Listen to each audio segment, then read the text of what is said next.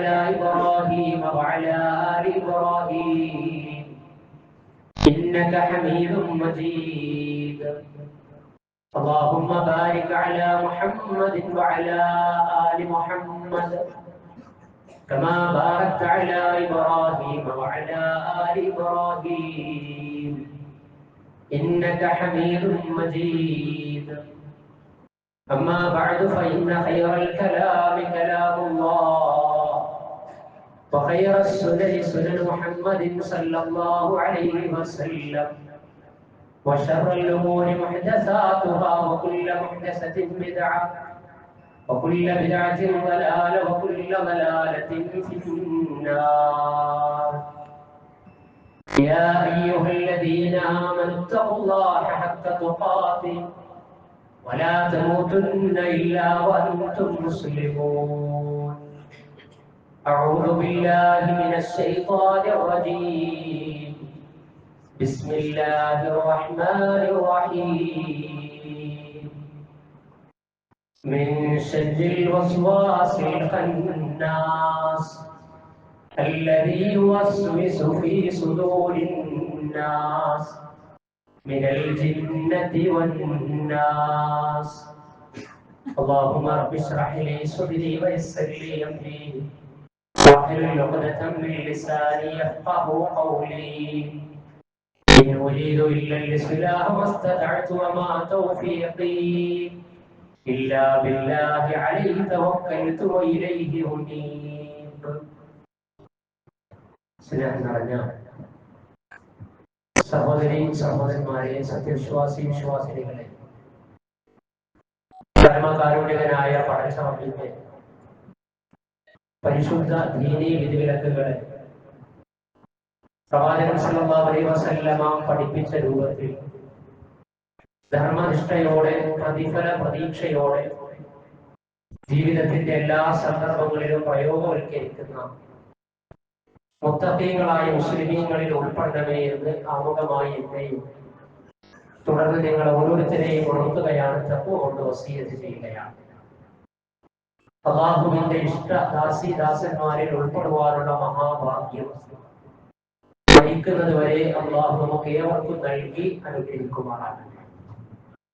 നിർവഹിക്കുന്ന കർമ്മങ്ങൾക്കെല്ലാം പാരത്രിക ജീവിതത്തിൽ സ്വർഗപ്രവേശനം ലഭിക്കുന്ന അല്ലാഹു സുബ്ഹാനഹു വ തആല അവന്റെ അടിയാറുകൾക്ക് നൽകുന്ന ആത്മീയ അനുഗ്രഹം നമ്മിൽ അവൻ നൽകുമാറാണ്. കഴിഞ്ഞ 2 ഖുതുബകളിലായി നമ്മൾ സംസാരിച്ചുകൊണ്ടിരിക്കുന്ന വിഷയം വളരെ വ്യക്തമായ ലക്ഷ്യത്തോടെ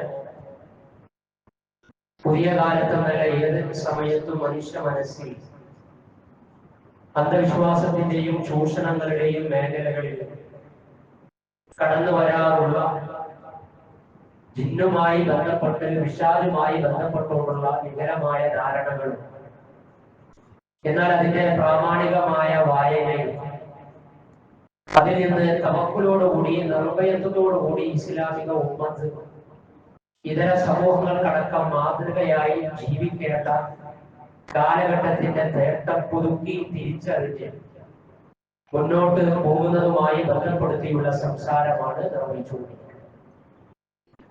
കഴിഞ്ഞ ഖുതുബയിൽ അല്ലാഹു സുബ്ഹാനഹു വ തആല പ്രത്യേക സൃഷ്ടി വർഗമായ ജിന്നിനെ സൃഷ്ടിച്ചതിന്റെ ലക്ഷ്യവും അതിന്റെ കാര്യവും ഒക്കെ നമ്മൾ സംസാരിച്ചു. മനുഷ്യർക്ക് മുമ്പേ സൃഷ്ടിക്കപ്പെട്ടവരാണ് ജിന്നുകൾ. ജിന്നായിരുന്നാലും മനുഷ്യരായിരുന്നാലും അല്ലാഹു അവർക്ക് ഇരുവർക്കും അഥവാ നമുക്കും ജിന്ന് വർഗത്തിന് നൽകിയ ലക്ഷ്യം പടച്ച റബ്ബിനെ ഇബാദത്തെടുക്കലാണ്. അതേപോലെ തന്നെ ജിന്ന് വർഗത്തിന് നമ്മെ കാണുവാൻ കഴിയും, എന്നാൽ നമുക്ക് ജിന്ന് വർഗത്തെ പിശാചുക്കളെ കാണുവാൻ സാധ്യമല്ല എന്ന ഗണ്യതമായ പ്രമാണത്തിൽ നിന്നുള്ള തിരിച്ചറിവ്. അതേപോലെ മുഹമ്മദ് നബി സല്ലല്ലാഹു അലൈഹി വസല്ലമയുടെ വിശുദ്ധ ഖുർആനും ജിന്ന് വിഭാഗത്തിനടക്കം ഉത്ബോധനത്തിന് വേണ്ടി അയക്കപ്പെട്ടതാണ്, ഇറക്കപ്പെട്ടതാണ് എന്നും പ്രവാചകൻ സല്ലല്ലാഹു അലൈഹി വസല്ലമയുടെ ഖുർആൻ പഠന ക്ലാസ്സിൽ ജിന്നുകൾ പങ്കെടുത്തിരുന്നു എന്നും അതുമായി ബന്ധപ്പെട്ട ആയത്തുകൾ, അതേപോലെ തന്നെ പരലോക വിചാരണയ്ക്ക് ഇരു വിഭാഗവും വിധേയമാകും, അതിൽ രണ്ട് വിഭാഗത്തിനും മനുഷ്യവർഗത്തിനും ജിന്നുവർഗത്തിനുമൊക്കെ നന്മ പ്രവർത്തിച്ചവർക്ക് സ്വർഗവും തിന്മ പ്രവർത്തിച്ച് പടച്ചറബിനെ ധിക്കരിച്ചവർക്ക് നരകവും ഉണ്ട് എന്നും ഇങ്ങനെയുള്ള കാര്യങ്ങൾ നമ്മൾ സൂചിപ്പിച്ചു. അതേപോലെ തന്നെ ജിന്നുകളെ വിധേയപ്പെടുത്തി കൊടുത്ത മുഅ്ജിസത്തിന്റെ അടിസ്ഥാനത്തിലുള്ള കാര്യങ്ങൾ അതിനെ ഒരു പൊതുവായന നടത്തി ആളുകൾക്കിടക്ക് കൺഫ്യൂഷൻ ഉണ്ടാക്കി വിശ്വാസം ഉണ്ടാക്കി തെറ്റിദ്ധാരണ ഉണ്ടാക്കലല്ല. സുലൈമാൻ നബി അലൈഹി സ്വലാത്തു വസ്സലാമയ്ക്കും അതേപോലെ മുഹമ്മദ് നബി സല്ലല്ലാഹു അലൈഹി വസല്ലമക്കും ഏതെങ്കിലും അർത്ഥത്തിൽ പ്രത്യേകമായിട്ട് ജിന്ന് വർഗങ്ങളുമായി ബന്ധപ്പെടുത്തിയിട്ടുള്ള കാര്യങ്ങൾ ഉണ്ടെങ്കിൽ അത് അവിടേക്ക് മാത്രമാണ് എന്നും അതിനെ പൊതുവൽക്കരിച്ച് ആളുകൾക്കിടക്ക് ആശയക്കുഴപ്പം ഉണ്ടാക്കുന്ന വിധത്തിൽ പ്രമാണങ്ങൾ സംസാരിക്കുന്നില്ല എന്നും നമ്മൾ സൂചിപ്പിച്ചു.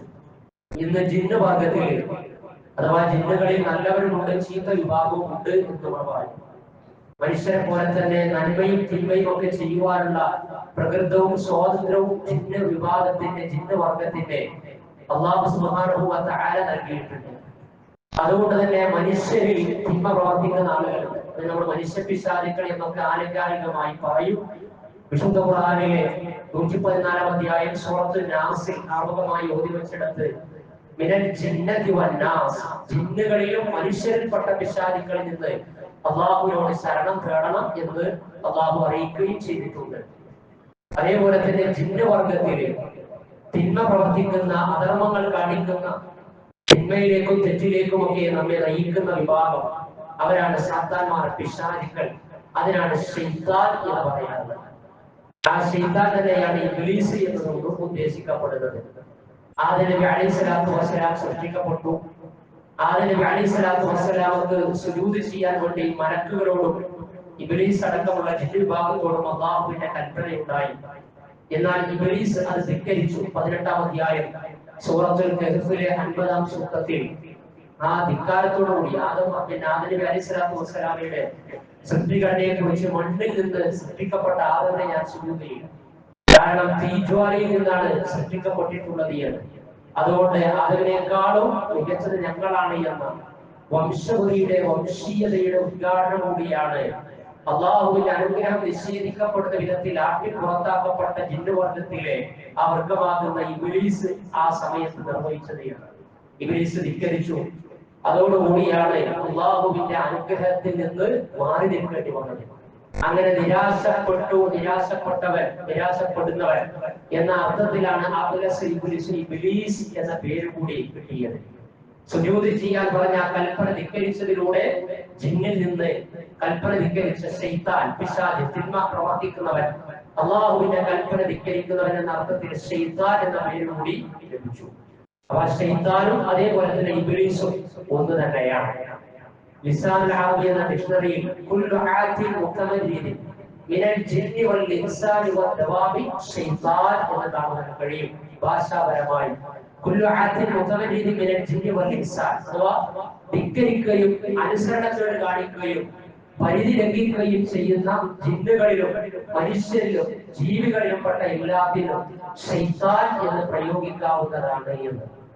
അങ്ങനെയെങ്കിൽ വിശുദ്ധ ഖുർആനിലും ഹദീസുകളിലും ശൈത്താൻ എന്ന പ്രയോഗം അഥവാ തിന്മ പ്രവർത്തിക്കുന്ന പിശാചുക്കളെ ഏതൊക്കെ രൂപത്തിലാണ് അല്ലാഹു സുബ്ഹാനഹു വ തആല പ്രയോഗിച്ചിട്ടുള്ളത് എന്ന് നമ്മൾ മനസ്സിലാക്കണം. കാരണം കഴിഞ്ഞ ഭാഗങ്ങളിൽ സൂചിപ്പിച്ചതുപോലെ തന്നെ ഈ വിഷയത്തിലൊക്കെ ഇസ്ലാമിക ഉമ്മത്ത് തെറ്റിദ്ധരിച്ച് അന്ധവിശ്വാസങ്ങളിലേക്ക്, ചൂഷണങ്ങളിലേക്ക്, പലതരത്തിലുള്ള മാനഹാനികളിലേക്ക്, അതുപോലെ തന്നെ അതിശയോക്തികള്, അസ്ഥാനത്തുള്ള വായനകള്, അക്ഷര വായനകൾ, എന്നാൽ പ്രമാണങ്ങളിൽ തെറ്റിമാറിയ വായനകൾ, ഇങ്ങനെ പലതും നടന്നുകൊണ്ടിരിക്കുകയാണ്. അതുകൊണ്ട് തന്നെയാണ് ഈ വിഷയം ആ ഒരു അർത്ഥത്തിൽ പ്രസക്തമായി തീരുന്നത്. സാമൂഹ്യ മാധ്യമങ്ങളിലായിരുന്നാലും സാമൂഹിക ഇടങ്ങളിൽ രണ്ടാളുകൾ കൂടുതലെടുത്തായിരുന്നാലും ഏകദേശം ഒരു മിനിമം ധാരണ ഈ വിഷയത്തിൽ എനിക്ക് ലഭിച്ചിട്ടുണ്ട്. അതുകൊണ്ട് അത് പറഞ്ഞ് എന്നെ വീഴ്ത്തേണ്ടതില്ല എന്ന് പറയുന്നിടത്തേക്കെങ്കിലും നമ്മുടെ ഈമാൻ, നമ്മുടെ ഇസ്ലാമിക ബോധം ഈ വിഷയത്തിലുള്ള ധാരണ എത്തേണ്ടതുണ്ട്. ഇബ്ലീസ് എന്ന പദത്തിൽ തന്നെ ശൈത്താനെ പ്രയോഗിച്ചത് ഖുർആനിൽ 11 തവണയാണ്. അതേപോലെ തന്നെ ശൈത്താൻ, ശയാത്തീൻ സിംഗുലറായും പ്ലൂറലായും ജംആയും അതുപോലെ തന്നെ മുഫ്രദായിട്ടും പ്രയോഗിച്ചിട്ടുള്ളത് 88 തവണയാണ്. ഇത് വിവിധ ആശയങ്ങളിൽ, വിവിധ അർത്ഥതലങ്ങളിൽ, വിവിധ ലക്ഷ്യങ്ങളിലൊക്കെയായി അല്ലാഹു സുബ്ഹാനഹു വ തആല ശൈത്താൻ ശയാത്തീൻ എന്ന് പ്രയോഗിച്ചിട്ടുണ്ട്. അതിനെ ഹഖീഖിയായും മജാസിയായും, അഥവാ അതിന്റെ യാഥാർത്ഥ്യത്തോട് കൂടിയിട്ടും അതേപോലെ തന്നെ ഉപമ, ആലങ്കാരികം എന്ന രൂപത്തിലൊക്കെ പ്രയോഗിച്ചിട്ടുണ്ട്. വിശുദ്ധ ഖുർആനിലെ 2-ാം അധ്യായം സൂറത്തുൽ ബഖറയിലെ 14-ാം സൂക്തം, വഇദാ ലഖുൽ ലദീന ആമനൂ ഖാലൂ ആമന്നാ വഇദാ ഖലൂ ഇലാ ശയാത്തീനിഹിം ഖാലൂ ഇന്നാ മഅകും ഇന്നമാ നഹ്നു മുസ്തഹ്സിഊൻ. വഇദാ ലഖുൽ ലദീന ആമനൂ, വിശ്വാസികളായ ആളുകളെ കപട വിശ്വാസികൾ കണ്ടുമുട്ടിക്കഴിഞ്ഞാൽ അവർ പറയും, ഖാലൂ ഇന്നാ മഅകും, ഞങ്ങൾ നിങ്ങളുടെ കൂടെയാണ്, ഞങ്ങൾ നിങ്ങളുടെ കൂടെയാണ്. വഇദാ ഖലൂ ഇലാ ശയാത്തീനിഹിം, എന്നാൽ ആ കപട വിശ്വാസികൾ അവരുടെ ആളുകളുടെ, അവരുടെ നേതാക്കന്മാരുടെ അടുത്തേക്ക് എത്തിക്കഴിഞ്ഞാൽ ഞങ്ങൾ നിങ്ങളുടെ കൂടെ തന്നെയാണ്, അവരെ ഞങ്ങൾ പരിഹസിക്കുകയായിരുന്നു. മുസ്ലിങ്ങളെ, വിശ്വാസികളെ, പ്രവാചക അനുയായികളെ ഞങ്ങൾ പരിഹസിക്കുകയായിരുന്നു, ഞങ്ങൾ നിങ്ങളുടെ കൂടെ തന്നെയാണ്. അതിൽ ആ കപട വിശ്വാസികളുടെ ആൾക്കൂട്ടത്തെ, നേതാക്കന്മാരെ, ഇവർ ചെന്ന് ചേരുന്ന ഇവരുടെ സുഹൃത്തുക്കളായിട്ടുള്ള കപട വിശ്വാസികളെ കുറിച്ച് ഖുർആൻ പറഞ്ഞിടത്ത് അവർ അവരുടെ പിശാചുക്കളുടെ അടുത്തേക്ക് ചെന്ന് കഴിഞ്ഞാൽ, അഥവാ ദുർമാർഗത്തിലേക്കും കാപട്യത്തിലേക്കും ഒക്കെ നയിക്കുന്ന ആളുകൾക്ക് ആനുകാലികമായി ശയാത്തീൻ എന്ന് പ്രയോഗിച്ചതാണ്. അതല്ലാതെ വിശ്വാസികളെ കണ്ടുമുട്ടിയിട്ടുള്ള കപട വിശ്വാസികൾ പിന്നെ അവരുടെ തന്നെ ഒരു കൂട്ടം ആളുകൾ അടുത്ത് ചെന്നപ്പോ അവരിങ്ങനെ പ്രത്യേക രൂപകോലകമായി പിശാചിന്റെ രൂപത്തിൽ അങ്ങനെ നിൽക്കുകയാണ് എന്നല്ല ഉദ്ദേശിക്കുന്നത്. അപ്പൊ പദാനുപദം അർത്ഥം വെച്ച് കഴിഞ്ഞാൽ ശൈത്താൻ ശയാത്തീന്റെ അർത്ഥത്തില്ല, എന്നാൽ അതിനെ ആനുകാലികമായി ഖുർആൻ ഇവിടെ പ്രയോഗിക്കുകയാണ്. അതേപോലെ 5-ാം അധ്യായം സൂറത്തുൽ മാഇദയിലെ 90-ാം സൂക്തത്തിൽ ഇന്നമൽ ഖംറു വൽ മൈസിറു വൽ അൻസാബു റിജ്സുൻ മിൻ അമലി ശൈത്താൻ, തീർച്ചയായും ചൂതാട്ടവും അതേപോലെ തന്നെ മദ്യവും ബലിപീഠങ്ങളും പ്രശ്നം വെച്ച് നോക്കുന്ന കൂലുകളും ഒക്കെ പിശാചിൽ നിന്ന്, റിജ്സുൻ മിൻ അമലി ശൈത്താൻ, അത് പിശാചിൽ നിന്നുള്ളതാണ്, മാലിന്യങ്ങളാണ് എന്ന് പറയാൻ. എന്നിട്ട് തുറന്നു പറയാം, ബലിപീഠങ്ങള്, മദ്യം, ഇതൊക്കെ പിശാചിന്റെ പ്രവർത്തനങ്ങളുടെ ഭാഗം എന്ന് പറഞ്ഞാൽ പിശാചുക്കൾ ഇങ്ങനെ കൂടിയിട്ട് കുറെ മദ്യം ഉണ്ടാക്കുക, അതേപോലെ തന്നെ ബലിപീഠങ്ങൾ ഉണ്ടാക്കുക, പ്രശ്നം വെച്ച് നോക്കുന്ന കോലുകൾ ഉണ്ടാക്കുക, എന്നിട്ട് കുറെ ആളുകളെ നീ ഏൽപ്പിക്കുക. ആ രൂപത്തിൽ വായിക്കാൻ കഴിയോ? ഇല്ല. അതേപോലെ തന്നെ അതിന്റെ അടുത്തായി തീർച്ചയായും പിശാച് ശൈത്താൻ ഉദ്ദേശിക്കുന്നത് നിങ്ങൾക്കിടയിൽ ശത്രുതയും വിദ്വേഷവും ഉണ്ടാക്കാൻ, ചൂതാട്ടത്തിലും ലോട്ടറിയിലും ചൂതാട്ടത്തിലും അതേപോലെ തന്നെ ഖംർ എന്ന് പറഞ്ഞാൽ മദ്യത്തിൽ, മദ്യത്തിന്റെ കാര്യത്തിലും ചൂതാട്ട വിഷയത്തിലും ഒക്കെ നിങ്ങൾക്കിടയിൽ പിന്നെ ശത്രുതയും അതേപോലെ തന്നെ വിദ്വേഷവും ഉണ്ടാക്കി തീർക്കുന്നു. ന്യൂഇയറൊക്കെ കഴിഞ്ഞ് അതിന്റെ ശേഷം പിറ്റേ ദിവസത്തെ തലേ ദിവസം പത്രമെടുത്ത് വായിക്കുന്ന സമയത്ത് 24 കുത്താ കുത്തിയത്. സുഹൃത്തുക്കൾ എന്നോട് ഹാപ്പി ന്യൂ ഇയർ പറഞ്ഞില്ല, അവരോടാ പറഞ്ഞതെന്ന് 24 കുത്തി. അത് അബ്ദാ പിശാചിന്റെ വഴി. അതെല്ലാം കത്തി കൈ കൊണ്ട് കുത്തടാന്ന് പറയില്ല.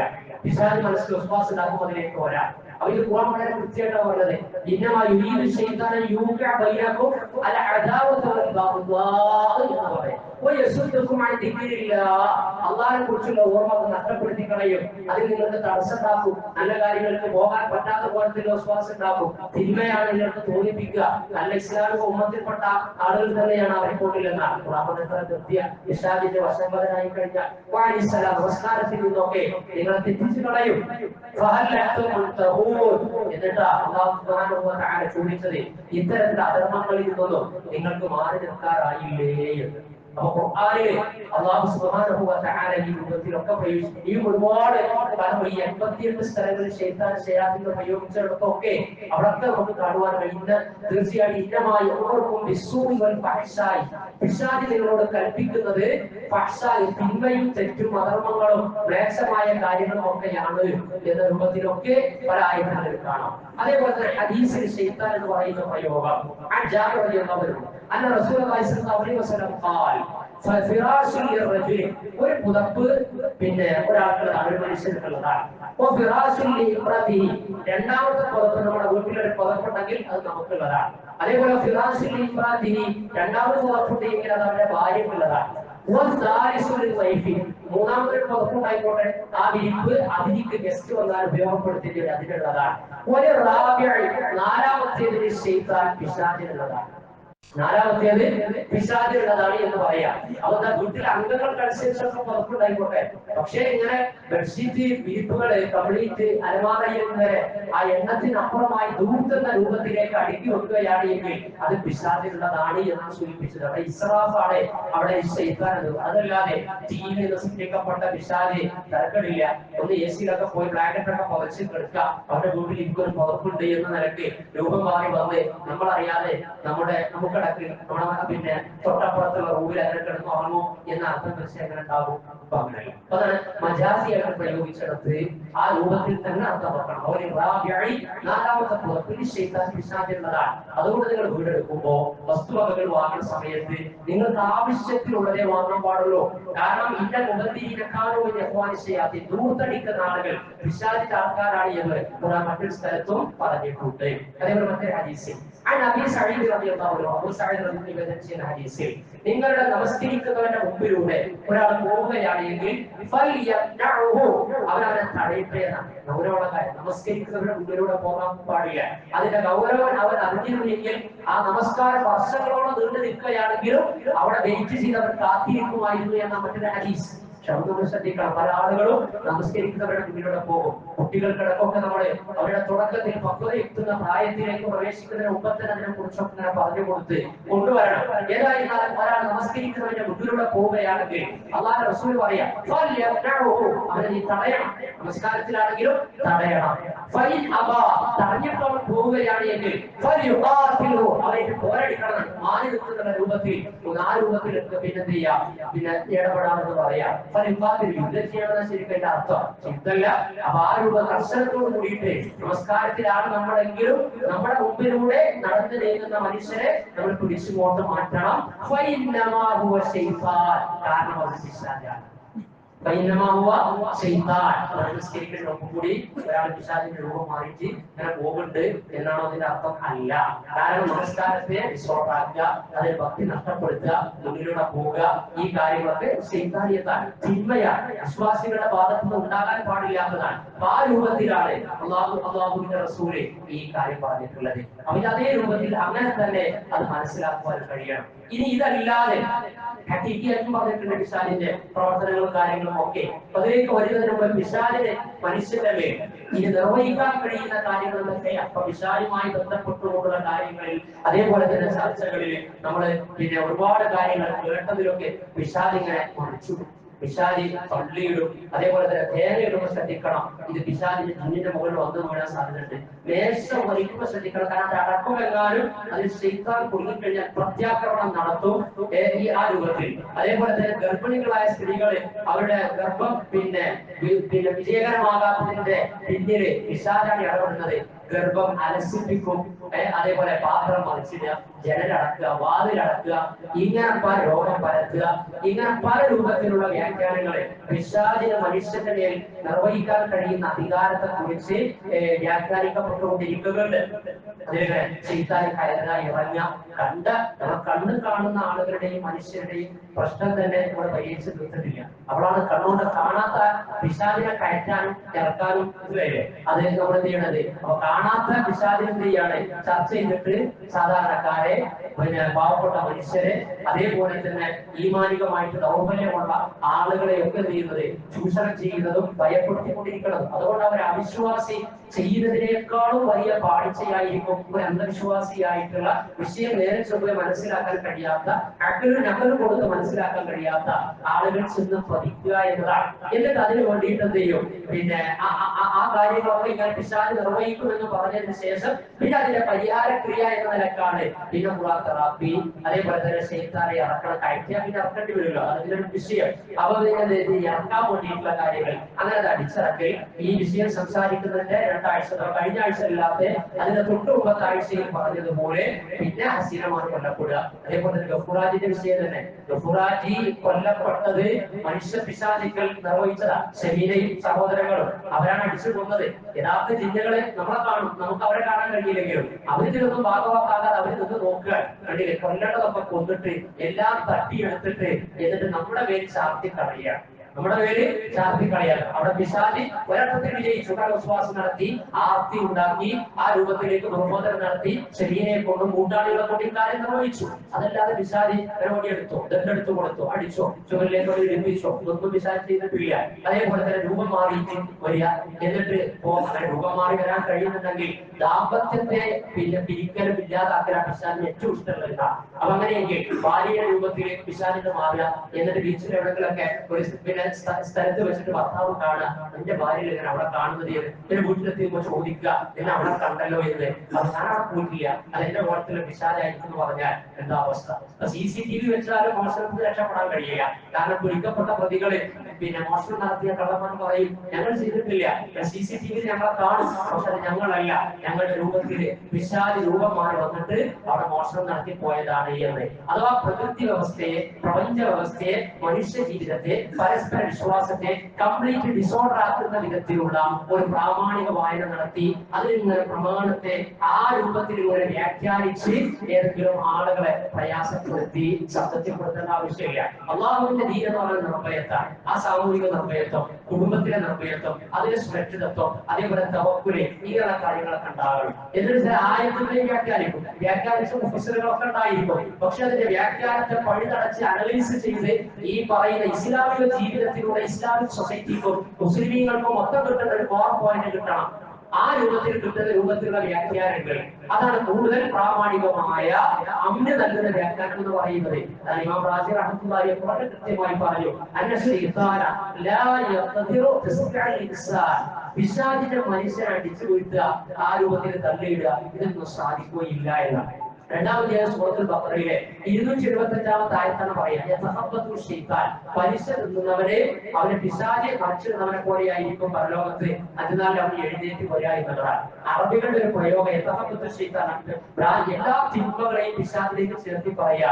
അതുകൊണ്ട് തന്നെ ഭ്രാന്ത് ബാധിച്ചു കഴിഞ്ഞാൽ നമുക്ക് പിശാചി ബാധിച്ചു എന്ന് പറയുക. അതുപോലെ തന്നെ തഫ്സീറിൽ ഖബറിൽ നിന്ന് എഴുന്നേറ്റ് വരുന്ന ആ രീതിയെ കുറിച്ചാണ് എന്ന് പറയുന്നത്. അഥവാ ഒരു പ്രത്യേക രൂപത്തില് പലിശയുടെ ആ ആർത്തിയും കാര്യങ്ങളും, അങ്ങനെ പലിശയുമായി ബന്ധപ്പെട്ട അത്യാഗ്രഹത്തോടുകൂടി ജീവിച്ച മനുഷ്യന്റെ ആക്രോശങ്ങളെ, അവന്റെ അമിത ആഗ്രഹങ്ങളെ, ആളുകളെ പറ്റിച്ചത്, അതുമായി ബന്ധപ്പെട്ടുള്ള ഒരു ഉപമാ പ്രയോഗത്തെ അസ്ഥാനത്ത് ദുർവ്യാഖ്യാനം ചെയ്തുകൊണ്ടിരിക്കുകയാണ്. യഥാർത്ഥത്തിൽ ഈ ആയത്ത് പറഞ്ഞത് എന്തിനാണ്? ആ പറഞ്ഞത് പഠിപ്പിക്കപ്പെടാതെ അല്ലെങ്കിൽ പറഞ്ഞ വിഷയത്തിന്റെ മെറിറ്റ് മനസ്സിലാക്കാതെയാണ് പലപ്പോഴും ഈ വിഷയത്തിലെ ചർച്ച നടന്നുകൊണ്ടിരിക്കുന്നത്. ഇത് പലിശയുടെ ഗൗരവം അറിയിച്ചത്, അതാണ് മാറ്റിയിട്ട് പിശാച് കൂടലുമാണ് ഈ ആയത്തിൽ. പിശാച് കൂടലും എല്ലാം ചർച്ച.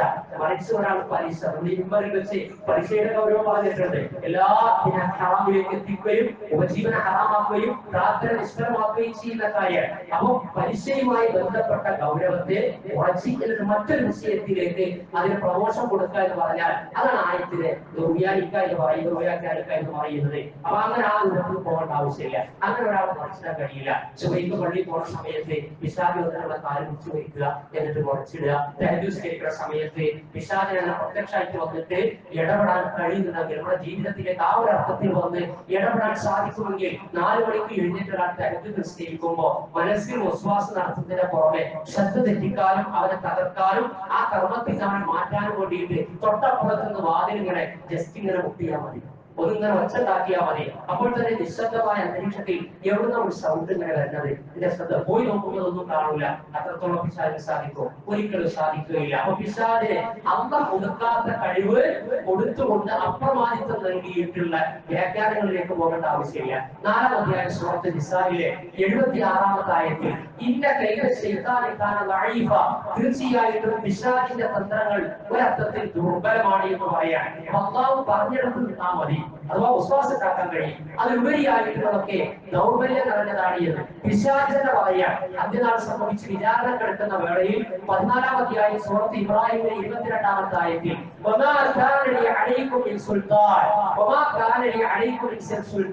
നിങ്ങളുടെ പേരിൽ എനിക്ക് ഒരു അധികാരവും ഒരു അധീശത്വവും ആ അർത്ഥത്തിൽ ഉണ്ടായിരുന്നില്ല. ഇല്ല ഞാൻ നിങ്ങളെ ക്ഷണിച്ചു, വിശ്വാസം നടത്തി, ദുർബോധനം നടത്തി, നിങ്ങൾ എനിക്ക് ഉത്തരം നൽകി. അതുകൊണ്ട് നിങ്ങൾ എന്നെ ആക്ഷേപിക്കണ്ട, നിങ്ങളെ തന്നെ ആക്ഷേപിച്ചു കൊള്ളുക എന്ന് പറയുന്നത്. ഞാൻ നിങ്ങളെ ദുർബോധനം നടത്തിയപ്പോ നിങ്ങൾ എന്ത് ചെയ്തു? അതിനനുസരിച്ച് നിങ്ങൾ ഉത്തരം നൽകി. രാവിലെ സമയത്ത് എഴുന്നേൽക്കാതിരിക്കാൻ ദുർബോധനം നൽകി, നല്ല തണുപ്പും പുതപ്പും കാര്യങ്ങളും എത്തി. അപ്പൊ ഇങ്ങനെ ബാലക്കുതിരയുന്ന ഹദീസിൽ സുബഹിക്ക് എഴുന്നേൽക്കാത്തവന്റെ ചെവിയിൽ പിശാച് മൂത്രയിക്കുന്ന, അവനോട് രാവിലെ എഴുന്നേറ്റിട്ട് അങ്ങനെ നോക്കിക്കഴിഞ്ഞാൽ നനവ് കാണൂല.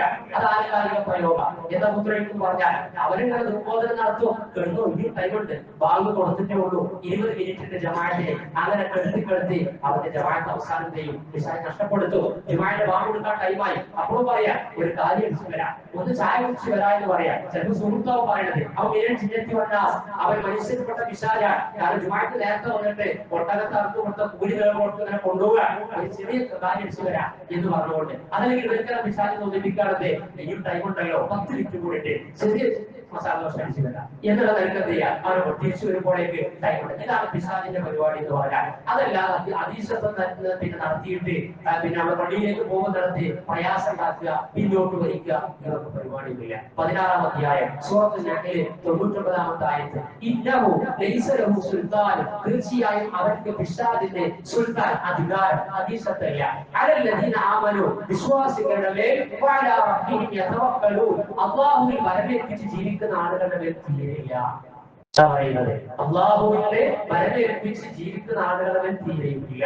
അതിശത്ത് ചെലുത്താൻ കഴിയില്ല. 17-ാം അധ്യായം സൂറത്തുൽ ഇസ്രാ 65-ാമത്തെ ആയത്ത്, ഇന്ന ഇബാദി ലൈസ ലക അലൈഹിം സുൽത്താൻ, ഇന്ന ഇബാദി തീർച്ചയായിട്ടും എന്റെ അടിമകൾ, ലൈസ ലക അഥവായ പിശാചിനോട്, ലൈസ ലക നിനക്കില്ല, അലൈഹിം അവരുടെ മേൽ സുൽത്താൻ അധികാരം, അപ്രമാദിത്വം, അതീശത്വം, വകഫാ ബിറബ്ബിക വകീല തീർച്ചയായിട്ടും നിനക്ക് എന്റെ രക്ഷിതാവ് മതി. അല്ലാഹുവിന്റെ റസൂൽ പറയാ, നിനക്ക് നിന്റെ റബ്ബ് മതി, വക്കീലായി ഭരമേൽപ്പിക്കാൻ പറ്റുന്നവനായിട്ട് എന്ന്.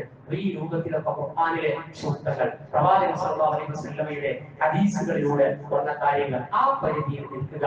ആ പരിധി നിർഭയത്വത്തിന്റെ പരിധിയാണ്, തൗഹീദിന്റെ പരിധിയാണ്, അതിശയോക്തിയുടേതല്ല, അമിത വായനയുടേതല്ല, ആശയ വായനയുടെയും കാര്യങ്ങൾ അതിൻ്റെതായി ഉറട്ടി മനസ്സിലാക്കി എടുക്കുന്നതുമാണ്. അല്ലാഹു സുബ്ഹാനഹു വ തആല കാര്യങ്ങളെ വിച്ഛേദിച്ച് വകതിരിച്ച് മനസ്സിലാക്കുവാനും അങ്ങനെ തിരിച്ചറിവോടുകൂടി മുന്നോട്ട് പോകുവാനും തൗഫീഖ് പ്രദാനം ചെയ്യുമാറാകട്ടെ.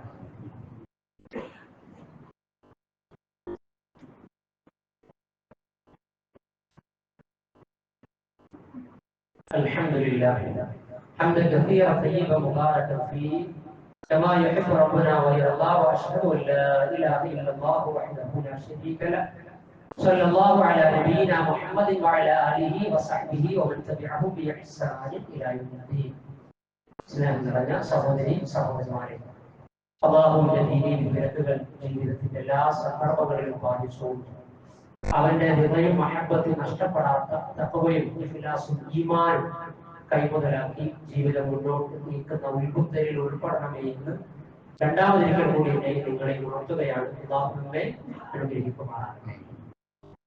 ഈ പിശാച് നമ്മെ നിർവഹിക്കുന്നത് അല്ലാഹു നേർക്ക് നേരെ അറിയിച്ചത് വിശുദ്ധ ഖുർആനിലെ 114-ാം അധ്യായം സൂറത്തു അൻ-നാസിലൂടെയാണ്. മുഅബ്ബിദതാരെ ശരണം തേടൽ അധ്യായം എന്ന നിലക്ക് നിരന്തരമായി നമ്മൾ പാരായണം ചെയ്യേണ്ടതുമാണ്. നേരത്തെ പറഞ്ഞ രൂപത്തിലുള്ള അതീശത്വം ചെലുത്തുകയില്ലെങ്കിൽ പിശാച് നമ്മിൽ ഉണ്ടാക്കുന്ന ദുർബോധനത്തിൽ നിന്നുള്ള രക്ഷ തേടാൻ കാവല് തേടുക എന്നത് വളരെ പ്രധാനമാണ്. എല്ലാ ബന്ധങ്ങളെയും ഛിന്ന ഭിന്നമാക്കി നടത്തും. അതേപോലെ തന്നെ നമ്മെ ശിർക്കിലേക്കും ബിദ്അത്തുകളിലേക്കും ഹറാമുകളിലേക്കും അനിസ്ലാമികതകളിലേക്കും അശ്ലീലങ്ങളിലേക്കും മന്ദായ്മകളിലേക്കും ഒക്കെ നമ്മെ എത്തിക്കുന്നതിൽ പിശാചിന്റെ വലിയ പങ്കുണ്ട്. ഇന്ന ശൈത്താന ലക്കും അദുവ്വുൻ മുബീൻ, തീർച്ചയായും പിശാച് എന്ന് പറയുന്നത് നിങ്ങളുടെ ശത്രുവാണ്. ആ ശത്രുവിനെ അതിൻ്റെതായ രൂപത്തിൽ നിങ്ങൾ കൈകാര്യം ചെയ്യണമെന്നാണ്. എങ്ങനെയാ കൈകാര്യം ചെയ്യേണ്ടത്? പ്രാർത്ഥനകളിലൂടെ, ശരണം തേടലിലൂടെ, ഇഖ്ലാസ് വർദ്ധിപ്പിച്ച് തഖ്വയെ വർദ്ധിപ്പിച്ചുകൊണ്ടാണ് പിശാചിനെ നമ്മൾ നേരിടേണ്ടത്. അല്ലാഹുവിന്റെ കലാമായ വിശുദ്ധ ഖുർആനിലൂടെ, അതേപോലെ തന്നെ ദിക്റുല്ലാഹ്, അല്ലാഹുവിനെ കുറിച്ച് ഓർത്തുകൊണ്ട് സൂറത്തുൻ നാസിലൂടെ മിൻ ശർരിൽ വസ്വാസിൽ ഖുൽ അഊദു ബിറബ്ബിൻ നാസ്, ജനങ്ങളുടെ നാഥനോട് ഞാൻ ശരണം തേടുന്നു. ഖുൽ അഊദു ബിറബ്ബിൻ നാസ് മലിക്കിൻ നാസ്, ജനങ്ങളുടെ രാജാധിരാജനോട്, ഇലാഹിൻ നാസ്, ജനങ്ങളുടെ ആരാധ്യനോട്. എന്തിൽ നിന്നാണ് ശരണം തേടുന്നത്? മിൻ ശർരിൽ വസ്വാസിൽ ഖന്നാസ്, മിൻ ശർരിൽ വസ്വാസിൽ ഖന്നാസ്, അഥവാ വസ്വാസ് നടത്തി മനസ്സിൽ ദുർബോധനം നടത്തി പിന്മാറി കളയുന്ന പിശാചിന്റെ ശർറിൽ നിന്ന്. മനസ്സിൽ ദുർബോധനം നടത്തി പിന്മാറി കളയുന്ന പിശാചിന്റെ ശർറിൽ. ഖന്നാസ് അടിവരയിട്ട് വായിക്കണം. ദുർബോധനം നടത്തി പിശാചിനെ കയറി കൂടിയിട്ട് അവിടെ കുത്തിരിക്കാന്നല്ല. ഖന്നാസ് എന്ന് പറഞ്ഞാൽ ദുർബോധനം നടത്തിയിട്ട് ഒന്നിട്ടാണ് പിന്മാറിക്കളയും, ബാക്കി അതിനനുസരിച്ച് നമ്മൾ മുന്നോട്ട് ചെയ്യും എന്നാണ്. ആ ശർറിൽ നിന്ന്, ആ തിന്മയിൽ നിന്ന്, ആ വസ്വാസിൽ നിന്ന് അള്ളാഹുവിന്റെ രക്ഷ തേടണം. എവിടെയാണ് വസ്വാസ് നടത്തൽ? മിൻ ശർരിൽ വസ്വാസിൽ ഖന്നാസ് അല്ലദീ യുവസ്വിസു ഫീ സുദൂരിൻ നാസ്, മനുഷ്യന്റെ ഹൃദയങ്ങളിൽ, മനുഷ്യന്റെ ഹൃദയത്തില് ദുർബോധനം നടത്തിയിട്ട് വസ്വാസ് നടത്തി പിന്മാറിക്കളയുന്ന ആ വസ്വാസാണ് പിശാച് എക്കാലം നടത്തിയത്. ആദ്യ മനുഷ്യനും ആദ്യത്തെ പ്രവാചകനുമായ ആദം നബി അലൈഹിസ്സലാത്തു വസ്സലാമിന്റെ സ്വർഗ്ഗം നഷ്ടപ്പെടാനുള്ള കാരണം എന്താ? സൂറത്തുൽ അറാഫിലും സൂറത്തുൽ ബഖറയിലും വിശുദ്ധ ഖുർആനിലൂടെ പരാമർശിച്ചു. ഒന്ന് ഫഅസല്ലഹു ശൈത്താൻ,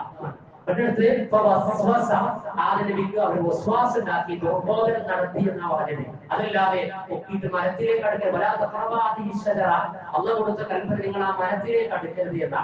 എന്നാൽ പിശാച് നിങ്ങൾക്ക് ഇവിടെ അനുസരണ കിട്ടും, നിങ്ങൾ ആ മരത്തിൽ ചെന്ന് അതിന്റെ കനി നിങ്ങൾ പറിച്ച് കഴിച്ചു കഴിഞ്ഞാൽ എന്ന് ദുർബോധന നടത്തിയത്. അതല്ലാതെ ആദമിനെ പൊക്കിയിട്ട് പിശാച് ഇങ്ങനെ ആ മരത്തിലേക്ക് തള്ളിക്കൊണ്ടുപോയിട്ട് അവിടുന്ന് നിർബന്ധിപ്പിച്ച് ഹദീസത്ത് നടത്തി തഫഖുത്ത് നടത്തിയിട്ട് അങ്ങനെ കഴിപ്പിച്ചതാണോ? അല്ല, വസ്വാസ് നടത്തിയിട്ടാണ് തെറ്റിച്ച് കളഞ്ഞത്, സ്വർഗ്ഗം നഷ്ടപ്പെടുത്തി കളഞ്ഞത് എന്ന് സൂറത്ത് അറാഫിലും അതേപോലെ തന്നെ സൂറത്തുൽ ബഖറയിലൂടെയും പറയാൻ. അപ്പൊ അതാണ് പിശാചിന്റെ ചെയ്യുന്ന കാര്യം. 7-ാം അധ്യായ സൂറത്ത് അറാഫിലെ 11 മുതൽ 18 വരെയുള്ള സൂക്തങ്ങളുണ്ട്.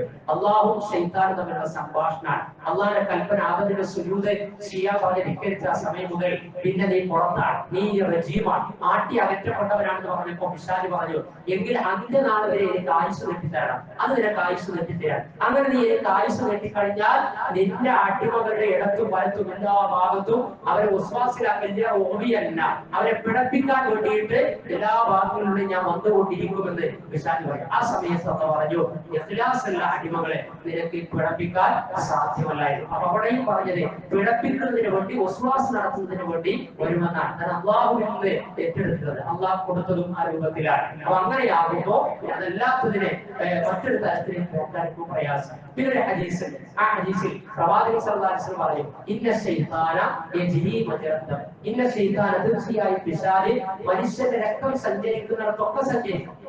മനുഷ്യന്റെ രക്തം സഞ്ചരിക്കുന്നിടത്തൊക്കെ സഞ്ചരിക്കും. ആ പിശാച് ശരീരത്തിന്റെ ഉള്ളിൽ കയറിയിട്ട് രക്തം സഞ്ചരിക്കുന്ന സ്ഥലങ്ങൾ അവിടൊക്കെ പിശാച് ഇങ്ങനെ അങ്ങനെ സഞ്ചരിക്കും എന്നാണ് അതുകൊണ്ട് ഉദ്ദേശിച്ചതല്ല. അത് ആലങ്കാരികമായി പറഞ്ഞതാ. എന്ത് ആലങ്കാരികമായി പറഞ്ഞതിന്റെ ഹഖീഖത്ത് ഒരു സന്ദേശം നൽകിയത് എന്താ? പരിശുദ്ധായത്തിൽ പറഞ്ഞതുപോലെ ഇവിടെ ഈ വിഷയത്തിന്റെ മെറിറ്റ് മാറ്റി നിർത്തിയിട്ട് ഈ ഹദീസിൽ നിന്ന് കിട്ടേണ്ടത് എന്താ? പ്രവാചകൻ സല്ലല്ലാഹു അലൈഹി വസല്ലമ മദീന പള്ളിയിലെ ഇരുട്ടുള്ള സമയത്ത് മഗ്‌രിബിന് ശേഷം തന്റെ ഭാര്യ സഫിയ റളിയല്ലാഹുമായി സംസാരിച്ചു കൊണ്ടിരിക്കുമ്പോ അൻസാരികളായ 2 സഹാബികൾ ഇങ്ങനെ നടന്നുപോയി. അപ്പൊ അവരെ വിളിച്ചു. എന്നിട്ട് പ്രവാചകൻ പറഞ്ഞു, നിന്റെ ഭാര്യ സഫിയ ഉണ്ടോ? അപ്പോ സഹാബികൾ പറഞ്ഞു, അതിനെന്താ റസൂലേ? അതിനെന്താ? അപ്പോഴാ റസൂൽ പറഞ്ഞത്, ഇന്ന ശൈത്താന യജ്രി മജറത്തം, തീർച്ചയായിട്ടും പിശാച് മനുഷ്യന്റെ രക്തം സഞ്ചരിക്കുന്നതൊക്കെ സഞ്ചരിക്കും. എന്നിട്ട് ഹദീസിലുണ്ട്, ഹൃദയത്തിൽ ഇല്ലാത്ത കാര്യങ്ങൾ, ദുർബോധനം, തോന്നലുകൾ ഇട്ട് തരുമോ ഈ സുദൂരി, അങ്ങനെ ഹൃദയത്തിൽ ഇട്ട് നൽകുമെന്നാണ്. അതുകൊണ്ട് നിങ്ങളെ എന്റെ ഭാര്യ സഫിയാണെന്ന് പറയാം. എന്താ ഹദീസിലുള്ള മെസ്സേജ്? പ്രവാചകൻ പോലും തന്നെ വിശ്വാസത്തിലെടുത്ത സഹാബികൾക്കിടക്ക് തെറ്റിദ്ധാരണ വരാതിരിക്കാൻ വേണ്ടി എത്ര ശ്രദ്ധിച്ചു. അപ്പൊ നമ്മളൊക്കെ ആൺപൺ പെരുമാറ്റങ്ങളിലും കാര്യങ്ങളിലും ഒക്കെ അതിന്റെ സ്ത്രീകളുമായി പെരുമാറുന്ന സമയത്തൊക്കെ എത്ര പേര് ശ്രദ്ധിക്കേണ്ടി വരും. സ്വന്തം ഇടയോട് സംസാരിക്കുമ്പോൾ ഒരിക്കലും തെറ്റിദ്ധരിക്കാൻ സാധ്യതയില്ലാത്ത സഹാബികളോട് പോലും ആ തെറ്റിദ്ധാരണക്ക് സാധ്യതയുള്ള ഒരു കോൺടാക്സ്റ്റ് അതീവ സൂക്ഷ്മതയോടെ പ്രവാചകൻ കൈകാര്യം ചെയ്തു എന്നത് വലിയ മാതൃകയാണ് എക്കാലത്തേക്കും. അതാണ് ഒന്ന് കിട്ടേണ്ടത്. രണ്ടാമത്തേത്, അവർക്ക് ഇതിൽ നിന്ന് വല്ല വിശ്വാസം ഉണ്ടായിട്ട് എനിക്ക് ആരോടാ സംസാരം, മനുഷ്യരാണല്ലോ, അപ്പൊ സ്വാഭാവികമായിട്ട് ഹൃദയത്തിൽ വിശ്വാസം ഉണ്ടായിട്ട് അല്ലെങ്കിൽ ഈ നേരത്തെ എനിക്ക് സ്ത്രീയോട് ആരോടാ സംസാരിച്ചത് എന്ന് തോന്നിക്കഴിഞ്ഞാൽ ഊഹം ഉണ്ടാകാൻ സാധ്യതയുണ്ട്, തെറ്റിദ്ധാരണ ഉണ്ടാകാൻ സാധ്യതയുണ്ട്. അതുവഴി വല്ല ഏഷണയിലേക്കോ പരദൂഷണത്തിലേക്കോ ഈ അടുത്ത ആളോട് പറയുമ്പോ അങ്ങനെ പോകാൻ സാധ്യതയുണ്ട്. ഇന്ന ഭാഗം തന്നെ ഊഹത്തിൽ മിക്കതും പാവാൻ അതിലേക്ക് കടക്കാൻ പാടില്ല. അതിനാണ് ഈ കാര്യം പറഞ്ഞത്. പിന്നെ പിശാച് സഞ്ചരിക്കുന്നു പറഞ്ഞാൽ പിശാച് നമ്മെ കൊണ്ട് കയ്യും രക്തം സഞ്ചരിക്കുന്ന ഇടങ്ങളൊക്കെ എവിടെ കൊണ്ട് ഏതൊക്കെ അവയവങ്ങളുണ്ടോ അവയെല്ലാം കൊണ്ട് തിന്മ ചെയ്യിപ്പിക്കാൻ അങ്ങനെ വിശ്വാസിലാക്കാൻ സാധിക്കും. കണ്ണുകൊണ്ട്, കാതുകൊണ്ട്, തലച്ചോറ് കൊണ്ട്, വിചാരം കൊണ്ട്, അതേപോലെ തന്നെ കൈകാലുകൾ കൊണ്ടൊക്കെ പിശാച് തിന്മയും തെറ്റും നമ്മളെ കൊണ്ട് ചെയ്യിപ്പിക്കും. അതാണ് ആ ഒരു അർത്ഥത്തിലും കൂടി അത് വായിക്കപ്പെടാവുന്നതാണ്. അതല്ലാതെ നിന്റെ ശരീരത്തിലൂടെ പിശാച് ഓടി നടക്കും എന്ന രൂപത്തിലുള്ള വ്യാഖ്യാനം അതിനൊരു പഴുതടച്ച ഒരു വ്യാഖ്യാനമായി തീരുകയില്ല. ആരൊക്കെ നിനക്ക് വ്യാഖ്യാനിക്കുന്നു എന്നതല്ല, ഒരു വിഷയം അതിന്റെ കോർ പോയിന്റിനെ തിരിച്ചറിയുക എന്നതാണ് ഏറ്റവും പ്രധാനപ്പെട്ട സംഗതി എന്ന് പറയുന്നത്. അല്ലാഹു സുബ്ഹാനഹു വ തആല ഇത്തരത്തിലുള്ള വിഷയങ്ങളിൽ അഥവാ ശൈത്താൻ, ജിന്ന്, പിശാച്, ഇബ്ലീസ് അങ്ങനെയുള്ള വിഷയങ്ങളൊക്കെ ചർച്ചക്കെടുക്കുമ്പോൾ ഈ ഉമ്മത്തിന്റെ ആത്മാവ് നഷ്ടപ്പെടാത്ത കോലത്തിൽ, ഐക്യബോധം നഷ്ടപ്പെടാത്ത കോലത്തിൽ അതൊരു ഇൽമിയായ ഒരു തലമാണ് എന്ന് മനസ്സിലാക്കിക്കൊണ്ടുള്ള നിലപാടുകളാണ് ഇസ്ലാമിക ഉമ്മത്ത് സ്വീകരിക്കേണ്ടത്. അതല്ലാതെ അതെല്ലാം ചർച്ച ചെയ്തുകൊണ്ട് അടിസ്ഥാനപരമായ വിഷയങ്ങളിൽ നിന്നൊക്കെ മാറുന്നതുകൊണ്ട് എന്തും എവിടെയും എങ്ങനെ സംസാരിക്കാം, ഏത് പ്ലാറ്റ്ഫോമിലും കയറി സംസാരിക്കാം എന്ന രൂപത്തിൽ നിന്നൊക്കെ തീർച്ചയായിട്ടും മാറി നിൽക്കേണ്ടതുണ്ട്. അല്ലാഹു സുബ്ഹാനഹു വ തആല അത്തരത്തിലുള്ള കാര്യങ്ങളിലെല്ലാം ജാഗ്രത പാലിച്ചുകൊണ്ട് തൗഹീദ്, തവക്കുൽ, അമല്, ഈമാൻ, ഇഖ്ലാസ്, തഖ്വ, തസ്ബീഹ്, ഇഹ്തിസാബ് ഇവയൊന്നും നഷ്ടപ്പെടാത്ത വിധത്തിൽ ദീനിന്റെ ടെർമിനോളജികളെ, ദീനീ പ്രമാണങ്ങളെ വിലയിരുത്താനും വായിക്കാനും പങ്കുവെക്കാനും അല്ലാഹു ഇസ്ലാമിക ഉമ്മത്തിന്റെ അവധാനത പ്രദാനം ചെയ്യുമാറാകട്ടെ. അറിവില്ലായ്മ കൊണ്ട് സംഭവിച്ചു പോകുന്ന ന്യൂനതകളെ, തെറ്റുകുറ്റങ്ങളെ അല്ലാഹു നമുക്ക് പൊറുത്തു മാപ്പാക്കി തരുമാറാകട്ടെ. അല്ലാഹുവേ, നീ ഞങ്ങളിൽ ഞങ്ങളുടെ സൃഷ്ടിപ്പിലൂടെ ഏൽപ്പിച്ച ദൗത്യം ആരാധനകൾ നിർവഹിച്ച് ഇഖ്ലാസോടുകൂടി ദീനീ ജീവിതം നയിക്കാനാണ്. മരിക്കുന്നത് വരെ ആ ഒരു പക്വതയും പ്രാപ്തിയും വൈജ്ഞാനിക ബോധവും ഞങ്ങൾക്ക് നീ നിലനിർത്തി തരണമേ നാഥ. അല്ലാഹുവേ, ഞങ്ങളുടെ ഹലാലായ ഉദ്ദേശ ലക്ഷ്യങ്ങൾക്ക് നീ സാഫല്യം നൽകണമേ നാഥ. അല്ലാഹുവേ, ഉപജീവന വിഷയത്തിൽ ഞങ്ങൾക്ക് നീ ബറക്കത്ത് നൽകണമേ. മരണപ്പെട്ടവർക്ക് നീ മഗ്ഫിറത്ത് നൽകണമേ റബ്ബേ.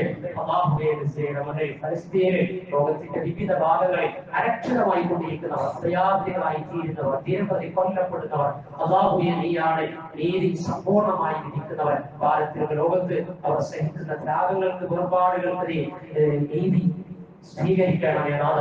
അവർക്ക് വരാനിരിക്കുന്ന ലോകത്ത് അങ്ങേയറ്റത്തെ അനുഗ്രഹം പ്രദാനം ചെയ്യണമേ നാഥ. ഷഹാദത്ത് നൽകണമേ നാഥ. ആ മണ്ണ് നീ അവർക്ക് തിരിച്ചു കൊടുക്കണമേ നാഥ. പരീക്ഷണ പരമ്പരകൾക്ക് നീ അറുതി നൽകണമേ നാഥ. അത്തരത്തിലുള്ള സാമൂഹിക അരക്ഷിതാവസ്ഥകളിൽ നിന്ന് ഞങ്ങളെ നീ സംരക്ഷിക്കണമേ നാഥ.